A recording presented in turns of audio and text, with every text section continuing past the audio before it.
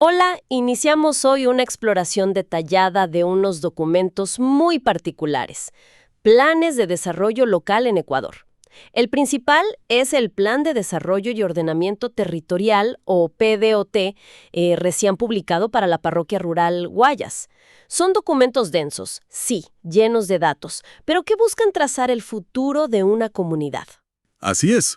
Y para tener una visión más amplia, vamos a contrastarlo con fragmentos de otro PDOT, el de la parroquia Santa Marianita de Jesús, allá en Morona, Santiago. Y también con un par de acuerdos ministeriales recientes. La idea es entender cómo se mira a sí misma una parroquia rural en Ecuador, qué problemas identifica y cómo planea. Bueno, al menos en papel, su desarrollo. Exacto. Estos planes son como radiografías, ¿no? Que nos revelan sobre la vida cotidiana, el ambiente, la economía y, crucialmente, sobre la capacidad de gestión en estas zonas. La pregunta central que podríamos hacernos es, ¿con planes tan detallados logran realmente reflejar la realidad y, sobre todo, impulsar cambios efectivos? Vamos a desglosar esto, empezando por la parroquia Guayas. ¿Qué impresión inicial nos da este territorio y su gente según su propio plan? Pues mira, lo primero que llama la atención es el nivel de detalle con el que se describe la parroquia. Nos cuentan su historia desde que era un asentamiento llamado Pueblo de Bijao. Curioso el nombre, ¿no? Por las casas de caña y hojas de bijao a orillas del río Congo. Hasta sus cambios de nombre y todo eso. Y nos da una fotografía demográfica bastante precisa. Interesante esa historia del nombre. Conecta mucho con los materiales locales. ¿Y la foto actual? ¿Cómo es la gente de Guayas hoy? Bueno, según el censo más reciente, el de 2022, son casi 19,000 habitantes. Y algo muy marcado es la identidad. Prácticamente la mitad se identifica como mestiza y la otra mitad como montubia. Es una característica fuerte de la zona. Ahora, si hablamos de economía, el dato es, contundente. Más del 60% de la gente que trabaja lo hace en agricultura, ganadería o pesca. ¿60%? Sí, o sea, una dependencia enorme del sector primario. Una dependencia que, paradójicamente, a menudo coexiste con indicadores sociales muy duros. Uno pensaría que tierra productiva debería significar mejores condiciones de vida, ¿verdad? Esa es la gran paradoja, y el mismo PDOT la expone sin tapujos. A pesar de esa base agrícola, reporta que un abrumador 94.2% de la población tiene necesidades básicas insatisfechas, el NBI. 94%. Es altísimo. Más de 9 de cada 10 personas. Exacto. Y un 5.1% vive en pobreza extrema por ingresos. Son cifras que realmente impactan. Impactan y, la verdad, generan preguntas. ¿Por qué esa desconexión entre la riqueza potencial del campo y el bienestar real? Y mencionaste las NBI. ¿Cómo se traduce eso en servicios básicos cotidianos? Agua, saneamiento. Se traduce en carencias críticas, muy críticas. Imagina, solo un 18.1% tiene conexión a una red pública de agua. 18%. Pero ojo, el propio documento aclara que esa agua no es potable. Es simplemente agua entubada de fuentes como pozos o ríos. Agua cruda, digamos. Y el alcantarillado sanitario es casi, una anécdota. Cubre menos del 0.5%, 0.4%. Uf, menos de medio punto porcentual. Increíble. Sí, la electricidad, en cambio, sí tiene alta cobertura, sobre el 94%, eso sí. Pero otros servicios como la recolección de basura solo llegan a poco más de un tercio de los hogares, un 36.1%. Es decir, que para la gran mayoría, vivir sin agua segura ni saneamiento es la norma. ¿Y este panorama es exclusivo de Guayas o se repite en otras parroquias rurales como Santa Marianita? Vemos desafíos similares, aunque con matices claro. El PDOT de Santa Marianita también reporta limitaciones importantes en servicios básicos. Curiosamente, allí la recolección de basura tiene una cobertura mucho mayor, del 90%, fíjate. Pero comparten esa lucha por el acceso a agua de calidad y saneamiento adecuado. Muestra que son problemas estructurales en el campo ecuatoriano, no solo casos aislados. Entiendo. Y no podemos olvidar otro dato alarmante de Guayas que menciona el plan.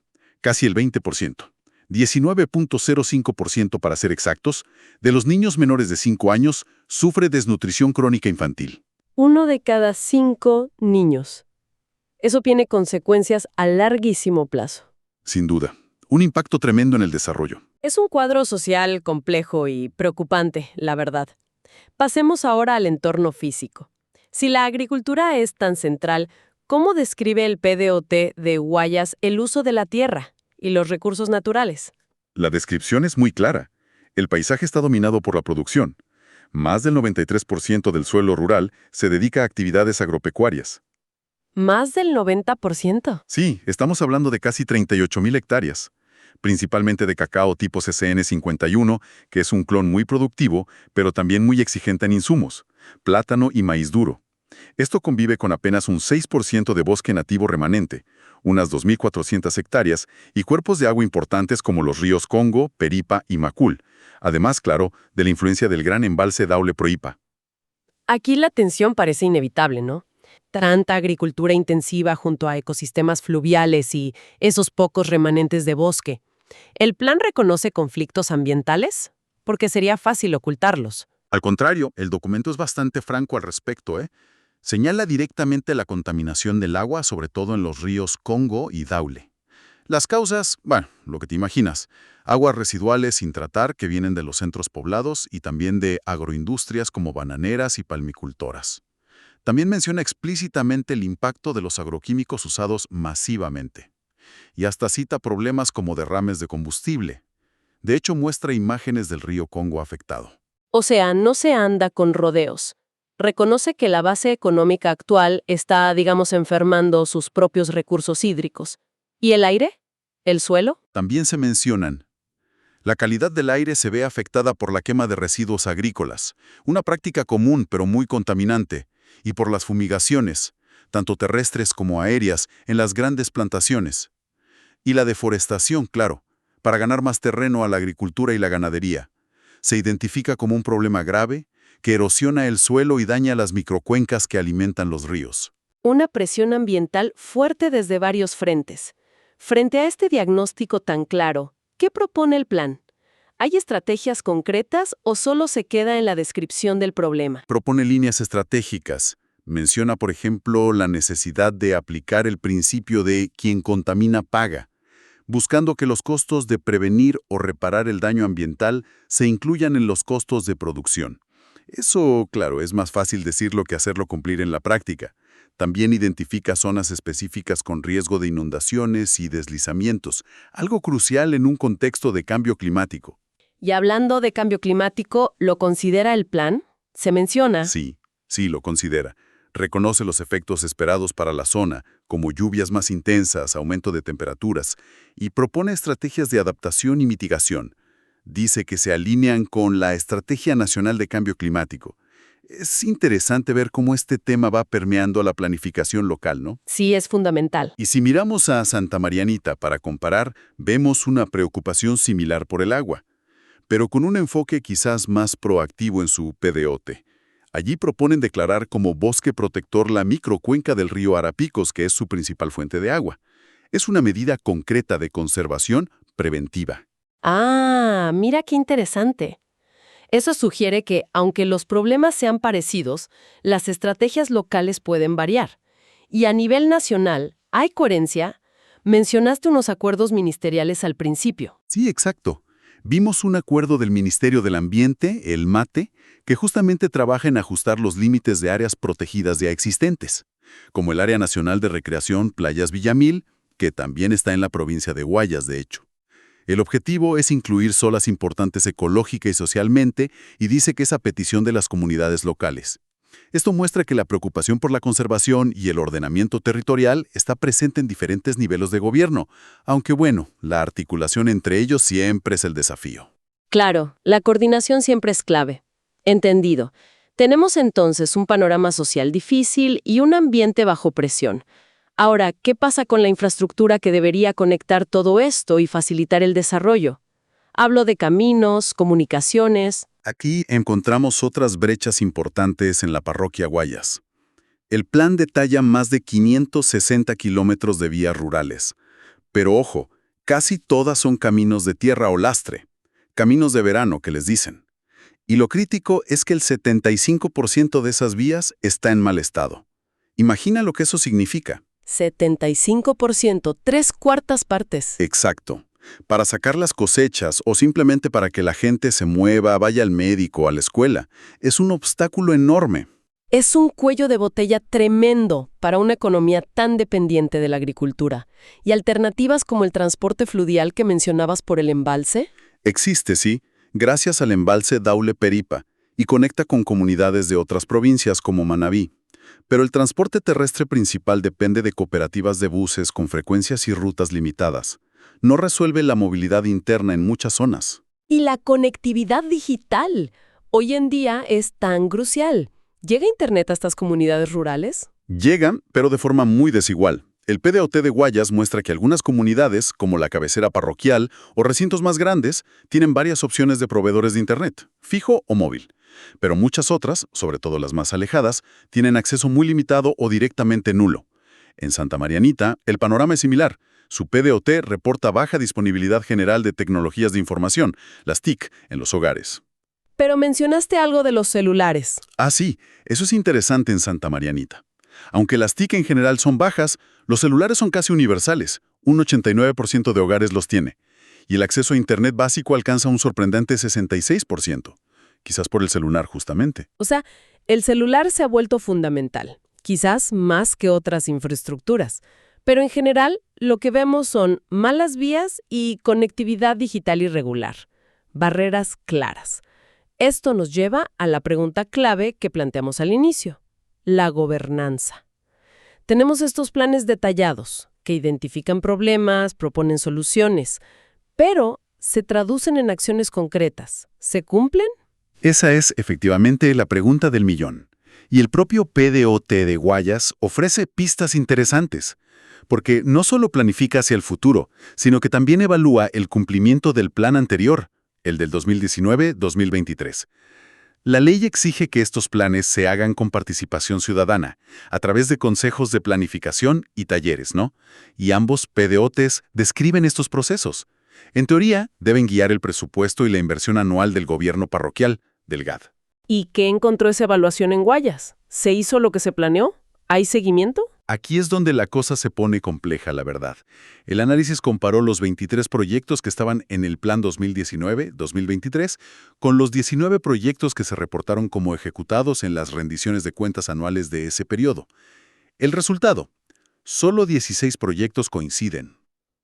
O sea, O sea, hay proyectos planificados que no se ejecutaron o al menos no se reportaron como tal. Y hay proyectos ejecutados que quizá no estaban originalmente en el plan o se modificaron mucho. vaya. Eso sugiere una desconexión importante entre la planificación a mediano plazo y la gestión anual. No es solo un pequeño ajuste. Parece haber un desfase considerable. El informe da más indicios sobre estos desafíos de gestión. ¿Por qué pasa esto? Sí, es bastante transparente al respecto. Señala incumplimientos específicos muy llamativos.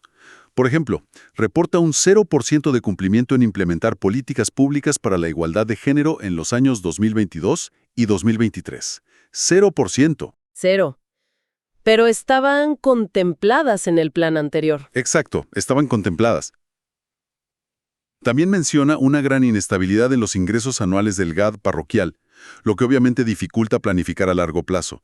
Y los porcentajes de ejecución del presupuesto varían enormemente de un año a otro, desde apenas un 39.8% en 2021, muy bajo, hasta más del 91% en 2020.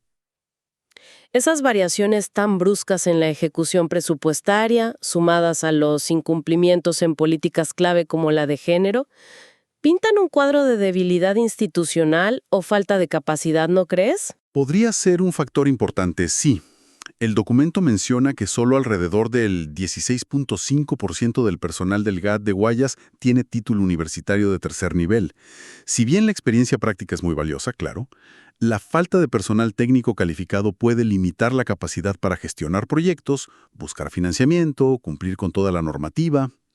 La capacidad institucional es, sin duda, una pieza clave del rompecabezas. Y si la gestión interna tiene estos desafíos, ¿qué pasa con la participación ciudadana? Se supone que es un pilar de estos planes, pero ¿se mantiene activa más allá de los talleres iniciales de planificación? ¿La gente sigue involucrada? Bueno, los documentos describen las estructuras formales, las asambleas locales, las mesas temáticas, el consejo de planificación. El PDO de Guayas incluso mapea a los actores locales y propone una estructura para el sistema de participación ciudadana. Santa Marianita también destaca su proceso participativo en la actualización. Sin embargo, y esto es muy revelador, uno de los problemas centrales que el propio PDO de Guayas prioriza en su análisis estratégico es, y cito textualmente, la poca participación ciudadana y la necesidad de fortalecer el tejido social. O sea, el mismo plan reconoce que la participación, aunque formalmente exista en el papel, no es suficientemente fuerte o activa en la práctica cotidiana de la gestión. Es una autocrítica interesante. Exacto. Parece que el desafío no es solo crear los espacios formales, sino mantenerlos vivos, relevantes y con capacidad real de incidir en las decisiones y, sobre todo, en el seguimiento de lo planificado. Y aunque es un ámbito diferente, vimos esos acuerdos del Ministerio de Gobierno que mencionamos antes, aprobando personerías jurídicas para organizaciones religiosas. Eso solo ilustra cómo el Estado interactúa con la sociedad civil organizada, pero el reto en los PDOTs es lograr que esa interacción se traduzca en una gobernanza local más efectiva y compartida, más allá de lo formal. Bien, hemos recorrido bastante terreno. Lo social, lo ambiental, la infraestructura, la gobernanza. Volviendo a nuestra pregunta inicial. ¿Qué nos dice todo esto sobre la planificación local en estas parroquias rurales de Ecuador? ¿Son herramientas útiles o más bien ejercicios burocráticos? Yo diría que son ambas cosas, en cierto modo. Por un lado, son herramientas de diagnóstico increíblemente valiosas, no hay duda. Revelan con datos y análisis las fortalezas, como los recursos naturales, la población joven, esa cultura local mestiza y montuvia tan marcada en Guayas. Pero también exponen sin piedad las debilidades estructurales, esos déficits brutales en servicios básicos que vimos, la contaminación ligada a la economía primaria, la pobreza que persiste a pesar de los recursos naturales, las brechas educativas y de conectividad, y estos desafíos evidentes en la gestión y ejecución de los propios planes. Son como espejos muy detallados de la realidad, entonces. Contienen una visión de hacia dónde ir, objetivos, metas, incluso proyectos específicos. Pero el reflejo también muestra las grietas en el camino para llegar allí. La implementación parece ser el talón de Aquiles, ¿no? Precisamente. Esa desconexión entre planificación y ejecución que vimos en Guayas es un síntoma claro. La posible falta de recursos o de capacidad técnica, la inestabilidad financiera que mencionan, y esa necesidad reconocida de fortalecer la participación ciudadana real, no solo la formal. Todo apunta a que el gran reto no está tanto en qué planificar, porque los diagnósticos son buenos, sino en cómo hacerlo realidad de manera sostenida en el tiempo. Y en cómo lograr que los distintos actores, el gobierno parroquial sí, pero también el municipal, el provincial, el nacional y la propia comunidad, trabajen coordinadamente, porque muchos de estos problemas, como la contaminación de un río o la falta de vías adecuadas, trascienden los límites administrativos de una sola parroquia. Totalmente. La transformación real que buscan estos planes depende críticamente de superar esas barreras de gestión, de mejorar la coordinación interinstitucional y, fundamentalmente, de asegurar que la participación ciudadana sea un motor continuo de seguimiento y exigencia, no solo una consulta cada 4 años cuando se actualiza el plan. Un análisis profundo, sin duda. Hemos visto la enorme complejidad de intentar ordenar y desarrollar un territorio como la parroquia rural Guayas, enfrentando problemas muy arraigados, muy estructurales, pero también contando con potencialidades. Los PDO son ventanas a esa realidad compleja. Queda claro que no son solo documentos técnicos llenos de números, son el reflejo de vidas, de luchas diarias por servicios básicos, por un ambiente sano, por oportunidades, y contienen también las aspiraciones colectivas de esas comunidades por un futuro mejor, por un cambio. Y nos dejan con una reflexión importante flotando en el aire. Si los diagnósticos son tan claros y los planes identifican tanto los problemas crónicos como las potencialidades locales, ¿qué tipo de mecanismos concretos harían falta para cerrar esa brecha tan evidente entre el papel y la realidad? ¿Cómo se puede asegurar que la visión plasmada se traduzca más eficazmente en mejoras tangibles y duraderas para la gente de la parroquia? Y atado a eso, ¿cómo puede la ciudadanía organizada, la gente de a pie, Más allá de los espacios formales, que a veces, como vimos, resultan insuficientes, ¿cómo puede ejercer una influencia más constante y efectiva para que estos planes tan detallados no terminen siendo, en gran medida, solo buenas intenciones archivadas cada cuatrienio? Esa es la pregunta clave sobre cómo la planificación puede realmente catalizar el cambio territorial. Una pregunta para seguir pensando.